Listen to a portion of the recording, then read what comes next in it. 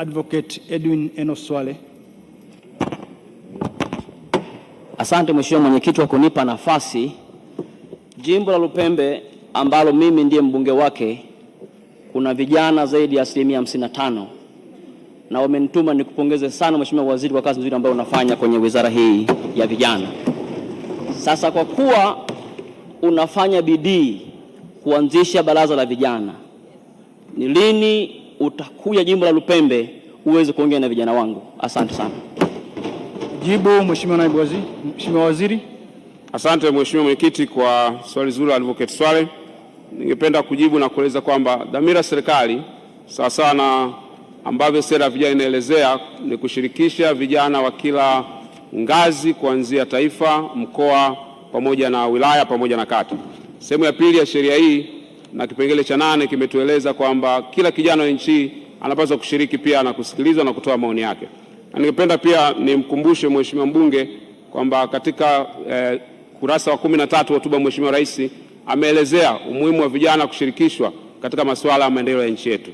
Ningependa kumhakikishia kwamba tarehe 10 Januari mwaka huu tulizindua programu maalum ya kuwashirikisha vijana inaitwa Vijana Platform, ambayo imekuwa ikizunguka katika mikoa mbalimbali. Si muda mrefu pia mkoani kwako itafika na vijana wanaopatikana katika eneo lako pia watashiriki katika kutoa maoni kujenga nchi yetu. Asante sana. Nilikuona Mheshimiwa Jasmine Ngumbi. Asante sana Mheshimiwa Mwenyekiti kwa kunipa nafasi ya kuuliza swali la nyongeza. Swali langu ni kuwa, je, ni upi mpango wa serikali kuwasaidia vijana waliopo katika maeneo yao kutambua fursa zilizopo ili kuondokana na dhana ya kusubiri ajira? Majibu Mheshimiwa Waziri. Asante sana Mheshimiwa Mwenyekiti, ningependa kujibu swali la nyongeza la Mheshimiwa Jasmine. Serikali ina mtandao kuanzia ngazi ya taifa, wilaya mpaka kata, na tunatumia fursa zilizoko katika halmashauri zetu kwa kushirikiana na uongozi wa maeneo husika kuwapatia vijana taarifa hizo kupitia programu mbalimbali ambazo zinaendeshwa na serikali katika maeneo yao. Lakini pia kwa kuzingatia vijana wengi wanapatikana katika mitandao ya kijamii na wanatumia teknolojia, sisi kama wizara tayari tushazindua mpango maalum wa kutumia teknolojia kuwafikia vijana wetu ili kuhakikisha kila kijana ambaye anaweza kupata nafasi ya kutumia teknolojia aweze kupata taarifa kwa wakati na pia kupewa usaidizi wa namna ya kuzitumia fursa hizo. Nilikuwa na Singlada Mligo. Asante Mheshimiwa Mwenyekiti. Swali langu linaendana ni kama ushauri. Mheshimiwa Waziri, ishu iliyopo kwa sasa, hata hiyo baraza unalolitaja unalijua wewe na level fulani huku taifani. Ukifika kule vijijini hakuna anayejua kwamba kuna huo mkakati wa baraza. Nini mpango wako wa kuhakikisha hadi watu wa vijijini wanapata hiyo taarifa na kwamba kuna huo mchakato unakuja? Nimekuona una jitihada za kuunda hayo mabaraza ya WhatsApp, lakini nikwambie ukweli, watu wengi wamejiunda kwenye hayo magrupu ya jukwaa sijui la vijana na nini, lakini vijijini hawana taarifa na hawana hizo smartphone.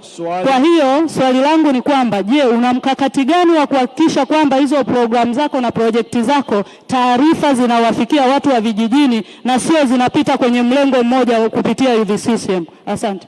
Majibu Mheshimiwa Naibu Waziri.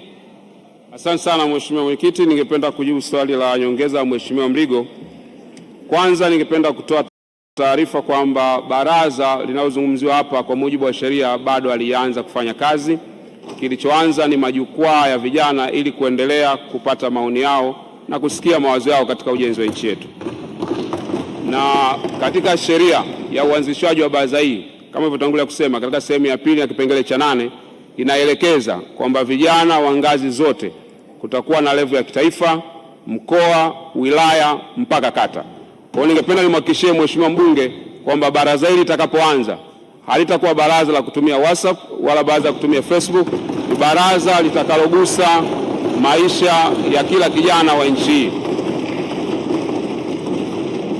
Kwa hiyo bila kujali kwamba kijana wa nchi anaweza kupata smartphone au hawezi kupata smartphone, maono ya Mheshimiwa Rais kama alivyoeleza katika hotuba yake ni kuhakikisha kila kijana bila kujali historia, kipato chake au anakupatikana, anahusika na kuwa sehemu ya msingi katika kutengeneza mustakabali wa taifa letu. Asante sana. Mheshimiwa Waziri, tunakushukuru kwa majibu yako kwa waheshimiwa wabunge. Waheshimiwa